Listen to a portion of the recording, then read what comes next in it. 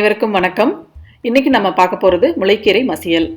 முளைக்கீரை மட்டும் இல்லைங்க, சிறுகீரை, அரைக்கீரை, முளைக்கீரை, தண்டுக்கீரை, பருப்புக்கீரை, பாலக் இது எல்லாத்துலேயுமே இந்த மசியல் நம்ம பண்ணலாம்.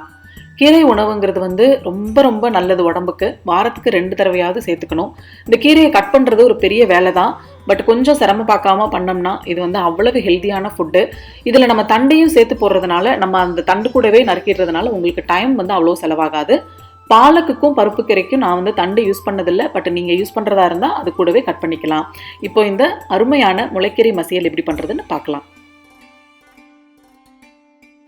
கீரை மசியல் செய்வதற்கு தேவையான பொருட்கள்: கீரை 2 கட்டு, பூண்டு 5 பல், மஞ்சள் தூள் 1/4 டீஸ்பூன், உப்பு தேவையான அளவு, தண்ணீர் 1½ கப் அல்லது தேவையான அளவு.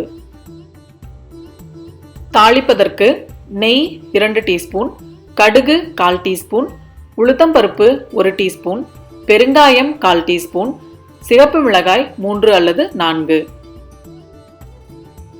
முதல்ல கீரையை நல்லா பொடி பொடியாக நறுக்கிடலாம். நான் முளைக்கீரை யூஸ் பண்ணதுனால தண்டையும் சேர்த்துட்டேன். தண்டையும் நீங்கள் சேர்த்துக்கோங்க. தண்டில் அவ்வளோ சத்து இருக்குது. ஸோ நல்லா நறுக்கிட்டு மண் இல்லாமல் நல்லா வாஷ் பண்ணி எடுத்துக்கலாம்.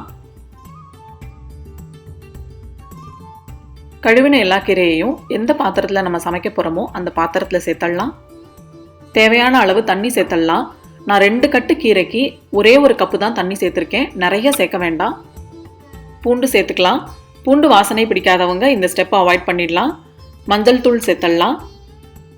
தேவையான அளவு உப்பு சேர்த்துட்டு அடுப்பை ஆன் பண்ணிடலாம். கீரை நல்லா வேகட்டும். இப்போ பார்த்தீங்கன்னா 2 கட்டு கீரைக்கு நான் 1 கப்பு தான் தண்ணி ஊற்றினேன்.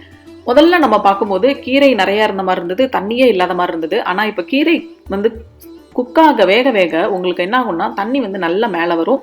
அதனால் எப்பொழுதுமே கீரைக்கு ரொம்ப கம்மியாகவே தண்ணி வைங்க. இப்போ பூண்டு நல்லா வெந்துருச்சு. இந்த பூண்டு கூடவே கீரையும் நல்லா வெந்துருச்சு. ஏன்னா கீரையெல்லாம் கொஞ்சம் சீக்கிரமாக வேகக்கூடிய பொருள் இல்லைங்களா? ஸோ பூண்டே வந்துருச்சுன்னா கீரையும் நல்லா வெந்திருக்கும். ஸோ அதுதான் உங்களுக்கு கரெக்டான பதம். ஸோ இந்த டைமில் நம்ம அடுப்பை ஆஃப் பண்ணிடலாம். வெந்த இந்த கீரையை நம்ம மசிக்க போகிறோம்.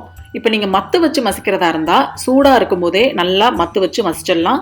நீங்கள் மிக்சிலேயோ இல்லை பிளெண்டர்லேயோ போட்டு நீங்கள் மசிக்கிறதா இருந்தால் நல்லா ஆறுனதுக்கு அப்புறமா பிளெண்டரில் போட்டு மசிச்சுக்கோங்க. நான் ஒரு பிளெண்டரில் தான் போட போகிறேன். ஸோ நல்லா ஆறிடுச்சு. கீரையை மசிச்சாச்சு.